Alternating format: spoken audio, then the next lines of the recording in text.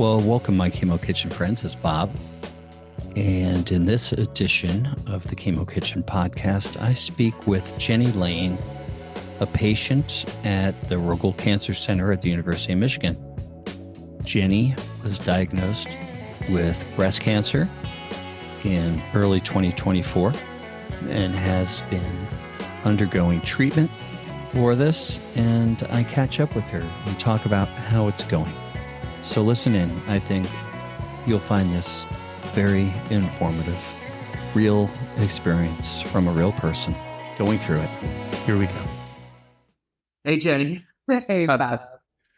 I'm here with my good friend, Jenni Lane.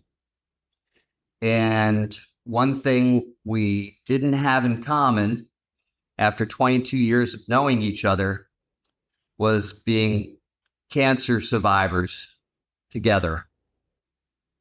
And it's really nothing that you want to have in common with anybody, is it? Nope. Yeah. So I just want to give you a little background. Why am I interviewing Jenni on the Chemo Kitchen podcast? Well, one, Jenni's been a friend for 22 years. We were introduced by our mutual friend, Diana, who is now my wife. They spent time in Ann Arbor together in their college days.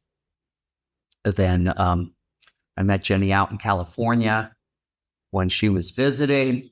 Before me and Diana were married, and we had a great time. We connected, and there it is. 22 years have flown by. We have another kid. We're both married, and we're both cancer survivors. Yeah. And all that's happened in the last 22 years.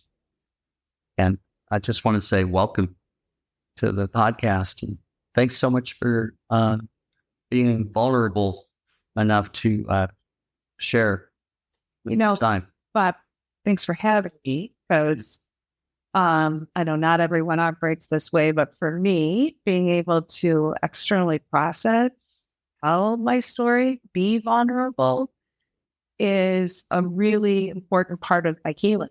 And so I think of this as a gift to be able to sit with you. And the other thing I want to just say that struck my mind when you were saying, this is a club everybody wants to be in together or whatever. So we have this sort of shared membership. And I said, nope, I didn't want to be, have this in common with you. But I also think about how, as time has gone on, this, it's only been 8 months since I was diagnosed. And things have moved kind of quickly in my treatment processes and the various stages of that to try to get this under control. But in that process, every person I see who is thriving and surviving cancer is a beacon for me. You have been a beacon for me. Oh, that's so nice to say. And I've seen you in various moments through the years, right? Of struggling, in pain, thriving, just kicking the ass of cancer and just making things work in your own way. And so I just really, I'm grateful for all the beacons, all the people who do this, have done it for years and years. You have been doing this in fighting. I'm going to use the battlefield metaphor here for 20 years. 20 years. And so I'm here at 8 months, and I just kind of that's a lot of stamina. Yeah. Well, the thing is, you want to survive. Everybody does. Yeah. And I've been fortunate enough that the cancer that I had to battle had such great treatments already developed for it. It's a blood cancer. Kids had it, and it was studied and studied and studied to help kids from dying early. And me and all the adults with the blood cancers really benefited from that tremendously. And but here I want to tell our audience just we're going to be talking about some sensitive stuff around cancer, about being newly diagnosed, about the Jenni's treatment around her breast cancer, and so fair warning: if you're going to find this type of conversation triggering at all, maybe this is the time for you to turn it off. But I think, from my experience, is that listening to survivor stories, if you're newly diagnosed, is something you can hang a little hope on. So I encourage you to stick around. Yeah, I agree. And Bob, it's funny because right when we were starting chatting here and getting set up, I realized this, just even us talking about kind of our memories together and the connection that I feel that has deepened because of joining this club with you. And I just thought, oh, shoot, we didn't get tissues. Well, I mean, my emotions have been closer to the surface than they've ever been in my life. And I cry multiple times a day, and I don't regret that. I feel like the tears serve different purposes at different times and have been very helpful. So I don't want to jump ahead of myself. I know I could give a little background, probably, huh? Sure. Well, yes, why not? Give a little background about yourself, who you are. Indeed. Yeah. So I'm Jenni, as you said. I'm 54 years old. I was diagnosed with breast cancer on one breast in October. So that was about, 7-ish, nearing 8 months ago. And let's see, some other things. I have a couple kids. I have a 22-year-old and a 17-year-old, and both are living at home with me right now. The 22-year-old moved back in this fall to be near me and to be able to help out. And she's been invaluable. And as you said, I'm married, and to have the network of support, right? To feel like I have this village. I suppose background as well. I've lived here in Ann Arbor most of my life, and I have a pretty big extended family here in Ann Arbor. Right. And so from living here for so long, from having family here, I feel incredibly fortunate to have that kind of just a really large network of support. And I recognize a lot of people don't have that at the ready, just somebody they can text and say, hey, can you come over or bring me a meal or whatever. Mm-hmm. And so I feel really, really like that's been a huge part of my healing. So I'm thankful for that. And then just, let me see, in terms of the process, just as a quick overview, I've gone through chemo, 20 weeks of that. And then I had my double mastectomy and lymph node removal just 3 weeks ago now. Yeah. 3 weeks ago today. So I start radiation therapy pretty darn soon here, kind of as soon as we can. And then I will be on a hormone therapy, so estrogen suppressant therapy that works with the type of cancer I have for at least 5 years after that. So that's kind of the overview. No, what and the type of breast cancer that you were diagnosed with? Mm-hmm. So it's considered ERPR positive, so estrogen and progesterone positive. So, and at a high percentage. So that means that the cancer I have is fed by estrogen, and it is the good news about that is that we have more tools then to be able to say, well, then let's really get that estrogen to plummet so that I'm not feeding cancer. Sure. So that's a positive about that kind of cancer. HER2 negative is the second part of that. So I think it's a relatively common kind of breast cancer. So again, lucky in that, there's better sort of standards of care that have been more research has gone into. And so even that, though, even knowing there's more research around it, and, for quite a few years, as they've been studying this type, they standards that they know, like, okay, this is probably the best amount of time with this particular drug and this amount of drug.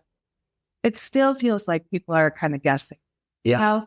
And so that's really amazing. You know, my mom gets kind of mad about sort of the misogyny behind breast cancer treatment, and that she, you know, and I think it's fair to say that for a long time, any kind of illness, cancer, other kinds of illness, are into this day are still under researched. And I think breast cancer, thankfully, has gotten a lot more funding into the research and resources to really try to like get real about this. Yeah. So I feel, as you said, like I've benefited.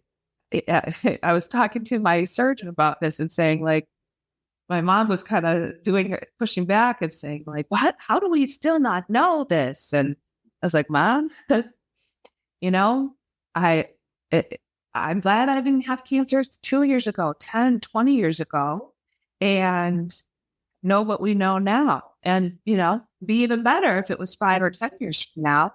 And the surgeon just said, or not at all. Right? Like, just so, yes, I'm glad I've got the resources I have. Yes. I mean, you pointed out something that I think is very important for people to work at when they are first diagnosed. If they have this resource, you said, you know, you'll have this extended family, an extended friend group. You've been in the same city all your life. So your network is wide and varied, but you don't need to have a giant network. You just need to have a network. And trying to go through this kind of thing all alone is a really difficult task.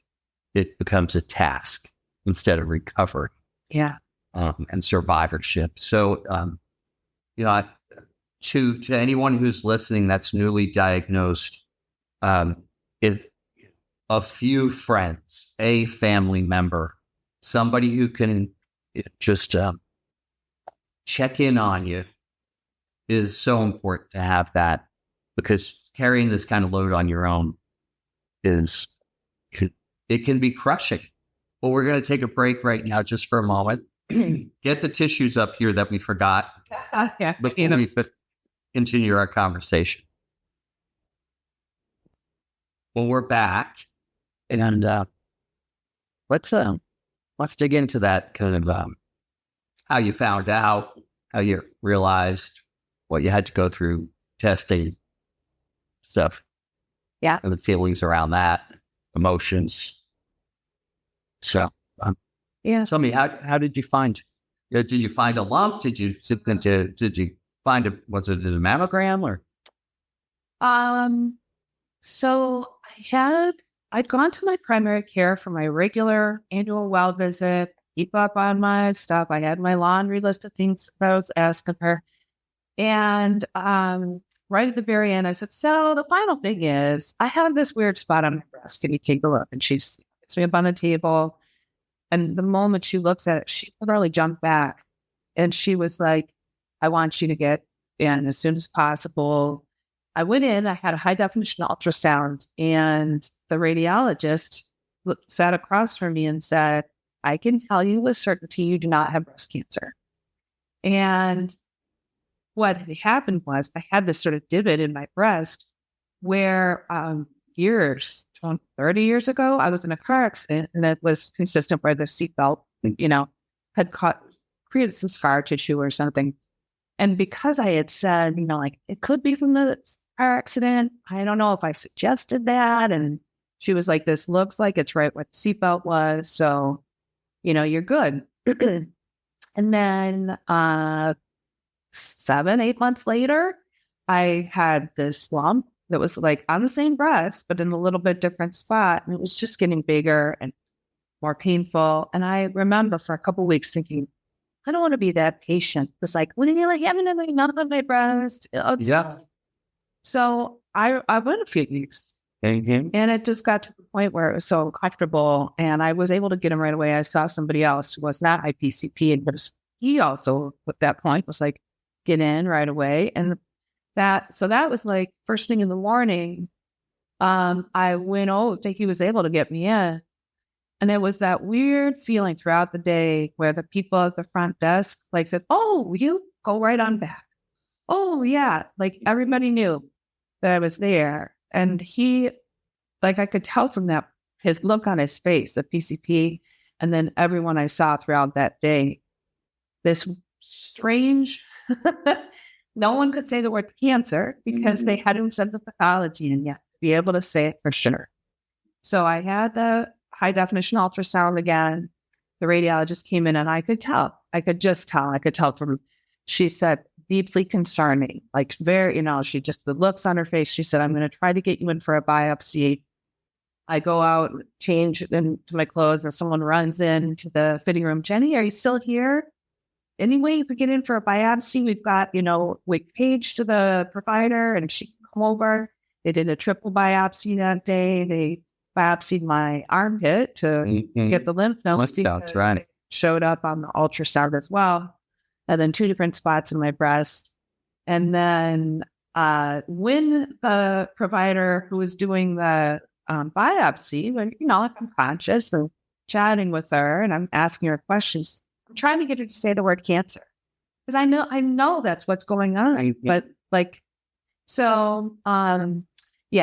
within a couple of days, I had the diagnosis and then had a treatment planning meeting within a week with my oncologist and with the surgeon, the PA, and this whole team. And I brought my mom, and I brought my friend, I brought my partner and my husband. And so we're all this big gathering in there, listening to everything. And it just went really quickly from there. I started treatment, chemo, as soon as they could get me in, kind of. So it was a few weeks. Yeah. Because they had to, they got me in, and I was there for my first chemo treatment, and they couldn't find the veins. My doctor didn't want to give me a port. Yeah. So you may remember, right. I was so frustrated about that. I had to advocate. That was the beginning of me having to just really say, like, I want a port. And her saying, well, I don't typically do that. I guess her thing was risk of infection, but okay. So it turned out I really needed a port. And so I gave more feedback about that, about how listen to patients, please. Sure. But yeah, so then I started that process. So in terms of getting back to like where I was at emotionally. Yeah. The thing is, like when I heard, and this is different for everybody. Now I've read a lot of different accounts of, where people are at in the early, like people who are religious and people who, people have the why me. And, I think that our minds and our bodies and our hearts have different ways of coping. And for me, it was, I'm a practical person. I've got this and I'm not surprised by this. I can handle it. I'm going to project manage the shit out of it.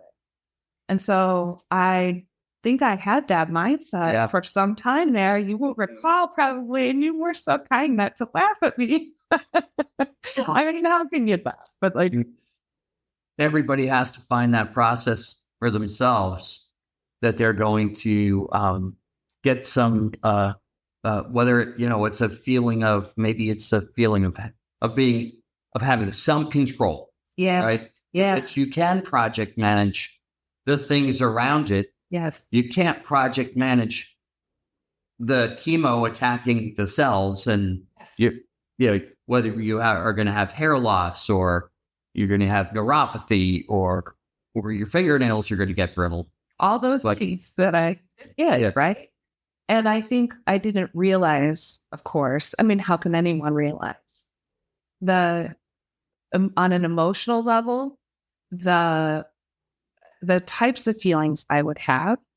I didn't realize, we touched on a little earlier when you and I were talking about just, even though having a lot of resources in terms of family and friends nearby, that didn't keep me from feeling very alone, very isolated. And I think it's because you can't really convey No. to your people who are close to you. I mean, unless they've gone through something very similar, just how strange it is to sit with the depths of the feelings that would change on a dime too. Like within a given day, I can feel very sad. I can feel anxious as shit.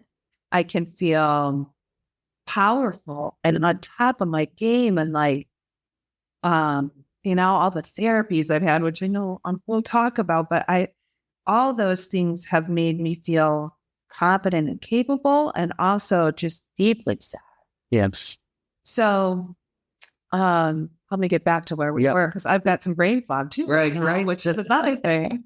Well, let's just roll it back just a little bit about how you were deciding.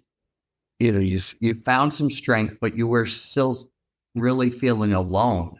Yeah. And that no one else can really share in your experience, except, and this was for me, just throwing this out there, when you go in for treatment and you see someone in the next bay, and then the next bay down, and the next bay down, the next bay down, but there's 20 people in having chemotherapy for some cancer that they have.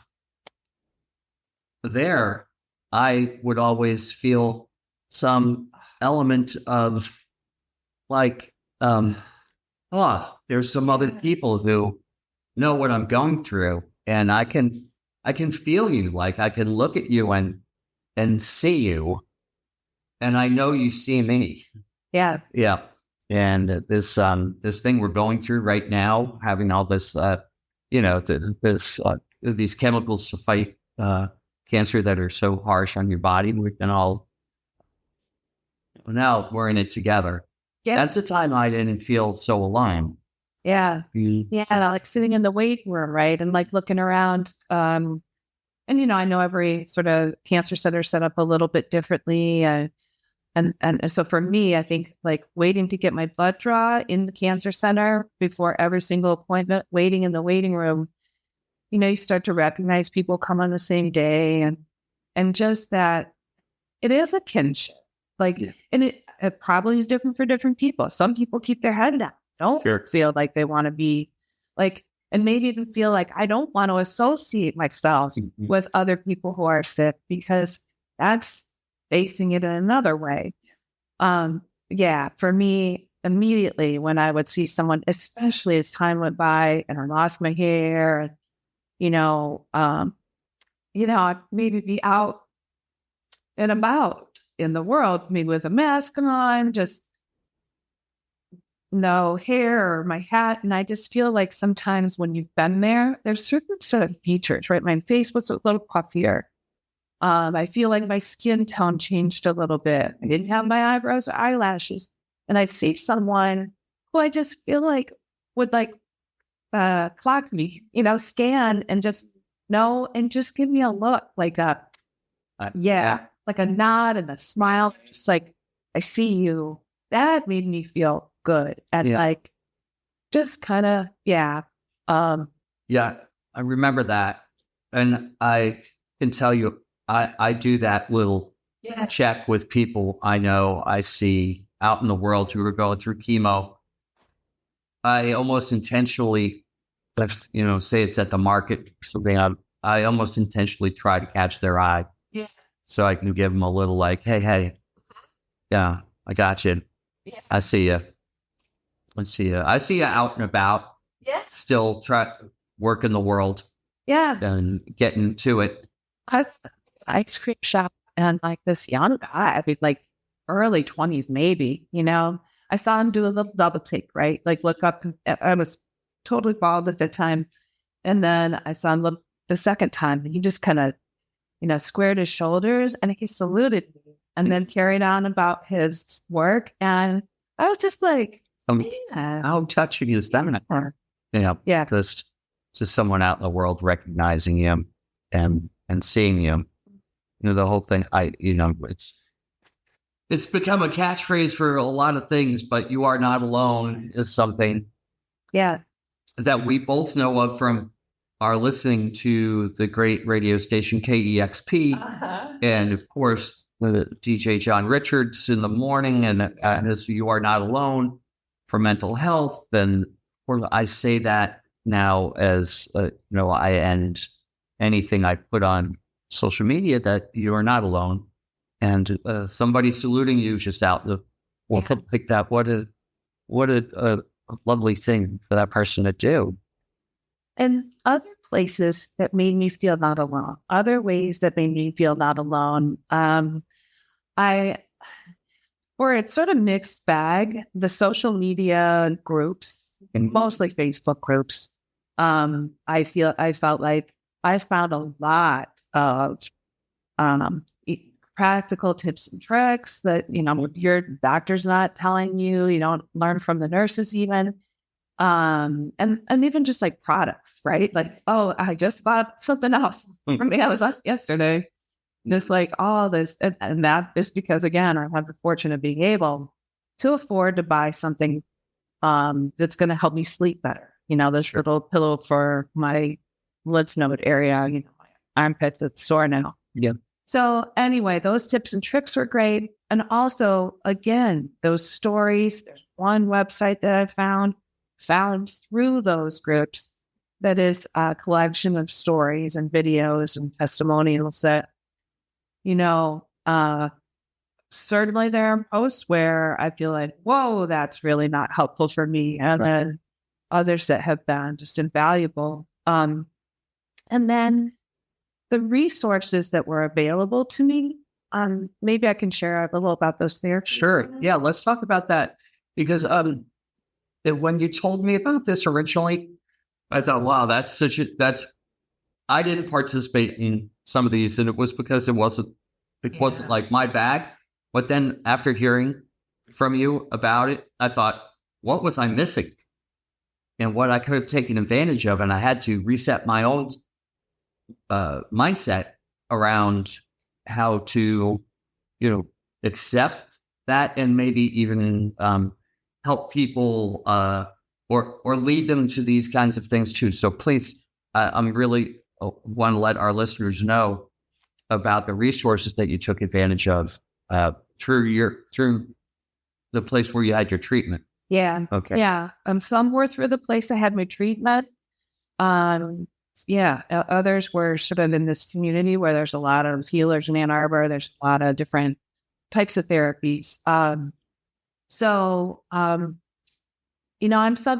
worked full time.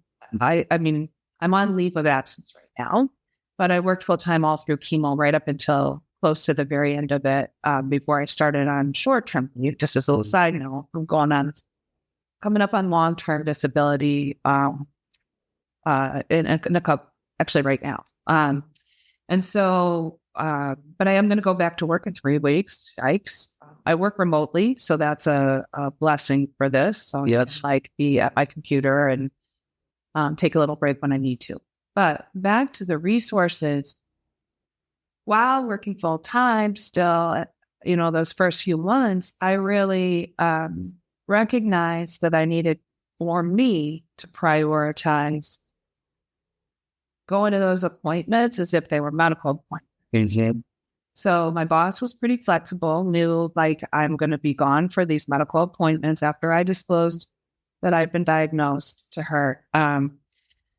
And I felt lucky enough that I could tell her and not worry about job security. And, I know that's illegal anyway, right? Yeah, but sure. still, right? You just, yeah. What's legal and what's not legal, and how people make decisions aren't always in line with each other. Exactly. And I think I still have fear about that. I think most people probably do to some extent, even if it's unfounded. I still feel like, I hope they're going to, like, my job's still going to be there. My FMLA just ran out a couple weeks ago. Sure. But anyway, back to sort of when I was first diagnosed, and just, I realized I don't have to disclose what those private blocks are in my calendar. I just say those are doctor appointments, or they're, my therapies. And that can be that. So I had been seeing a therapist, a mental health therapist, for about 5 years before, who I really loved. And she just immediately was right there and just said, like, how about we see each other more frequently while you're first adjusting to this?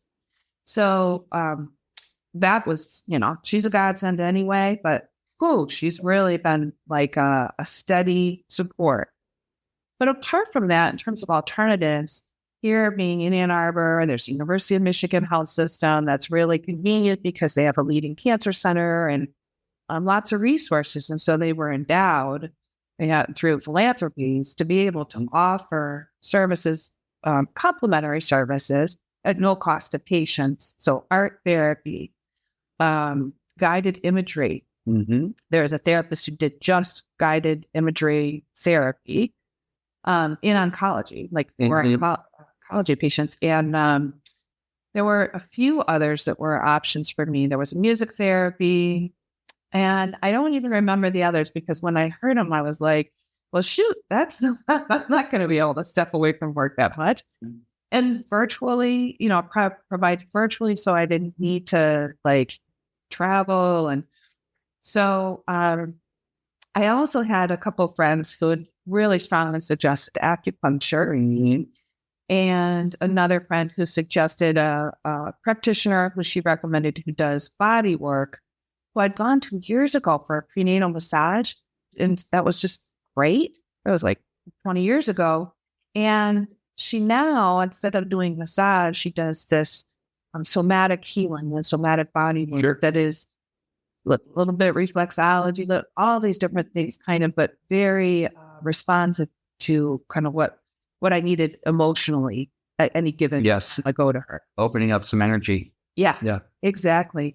So, so I ended up kind of over the first few weeks building, kind of like researching, trying out a therapy with this provider, this clinician, that clinician, and kind of came up to who I am still seeing right now. I've been going to the same acupuncturist every week now. It was really my first time with acupuncture. What do you find beneficial about the acupuncture? I think people are really curious. A lot of people haven't. I've had acupuncture myself, but so many people haven't. Yeah. What was it that keeps you going? What is it that keeps you going? I would say that the first 4 or 5, since I was mostly weekly, sometimes every other week or so, when I was first going, I was kind of like, well, I'm going to be open to this. I'm not necessarily feeling like, whoa, I know she's really targeting this right now, and I'm feeling leaps and bounds better in that way. Because each week I'd come back and she'd say, how's the such and such or whatever we were targeting? I think it's better. I don't know. Sure. Like I've never felt like super like that tuned into my body that I can tell like a sort of nuance. But I think over a period of time of seeing her, it's gotten progressively more effective for me and really powerful. So you might have noticed I got choked up when you asked, because I just had the most remarkable session with her after my surgery a week ago or so. And up until then, so I've had some neuropathy as a result of one of my chemo drugs, and she's been targeting that. It's been getting better, but I also haven't been doing chemo. So I think it's helping, sure. And I know that there is both an emerging evidence base for acupuncture and how effective it is in addressing effects of chemo, different elements of cancer. But also, as my acupuncturist reminds me, we have millennia of evidence from cultures who've been using acupuncture effectively. It's just not necessarily peer-reviewed in our Western journals. Sure. So, okay, right? Like in my oncologist, the first one who I recently let go of and moved to another team, in part because she was kind of meh about it. You can do that, sure. Yeah. I believe enough that it's not going to harm you, so you can do it. Right. Which I just felt kind of like she was so focused on the evidence that it made it, and a certain really niche like kind of evidence when you think about it. So that was kind of a bummer to feel like not supported in exploring alternatives. It's in my own experience, those two worlds very rarely coexist. Yeah. So Yes. medical oncologist, who I'm excited to say, I think is a lot more open to it.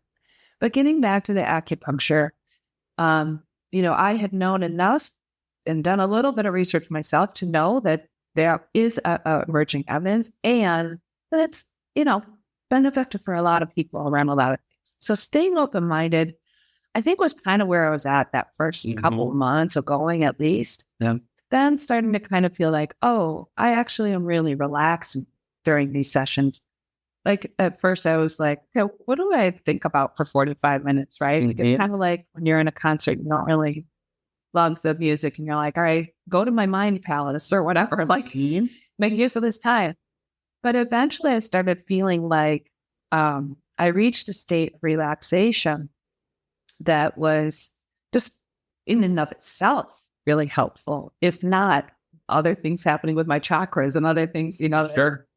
And so the thing that made me teary was, I think, again, because of that sort of gradual finding it, opening myself to the possibilities, was that when I went in this most recent time, it was, the first time I'd come in after surgery. So we figured out, and so, like I had a double mastectomy, so I don't have breasts, and I also had 23 lymph nodes removed in my armpit, and so this spot is real sensitive. Sure.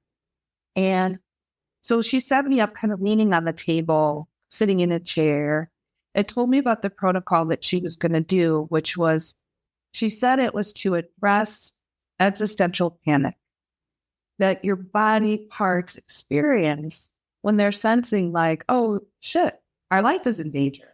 Like going through surgery is like, what's happening here? And so I'd realized they'd really, like, all my body had been tense with that. And my sort of being. Fascinating. Yeah. Really. Yeah. It's to think that your body goes into that state, even though you're under anesthesia. Yeah. But yeah. It's still happening physically. Exactly. Yeah. And it made a lot of sense to me. And I think because it was resonating, she just told me a few things about, like, the centers the bladder, actually, which is where sort of like this sort of alarm kind of gets registered first. Like how, like if you're like in a really scary situation, like pee your pants. Right. And so just I'm interested in learning more about sort of the mechanisms behind it. At this point, I'm still kind of like, I trust her a lot in her knowledge and wisdom. And I just told her at the beginning, right before she left, I was like, it's quite possible I'm going to cry because tears are so close to the surface for me right now. And she said, if you end up crying through this whole thing, that would be an appropriate response to this. Okay. So I was like, all right, cool. So I leaned on the table and I did. Like, I just, like, after she'd set me up, and I just started crying, and I wasn't bawling, but I just had this pretty steady cry just for myself. Like, I was in it. And in that process, I thought about all of my body parts going through this trauma. I thought about what had been happening, what was going on in my chest right now, how did my breasts feel, like all of this stuff. And I was mourning, I was grieving. Oh, yeah. And I was also just like saying, of course you're still agitated. Of course you're still activated, everybody, like. Yeah. And then I just felt this moment where I was like, okay. And I sat up right and sat well. And I just went through those body parts again. And I just kind of like said, you can rest. So right when I said to my whole body, like at the same time, like, okay, we're going to rest. She walked in the door and she was like, okay, how, I was like, oh my God, that was the whole time. Like, it was so for me at that particular session, I think was really powerful. And I'll see her again this week. I go every week, like I said now. Yeah. And I may have one that's just to relax my nervous system. I may have one to sort of, address something physical again, my neuropathy, to stuff that's going on with my arm and my lymph nodes and the, just numbness. And so they may be more physical sometimes. Thanks for listening to the first part of our episode with Jenni Lane. And look for part 2 coming very soon. We'll see you then. Hey there, my Chemo Kitchen friends. If you want to find out more about Chemo Kitchen, find us on the web. We're at chemokitchen.com. There you can find our cookbooks, socks, hats, water bottles, and a great community page where you can post your own story and have others read it, and you can build our community. So take a look, chemokitchen.com. We're looking forward to seeing you there.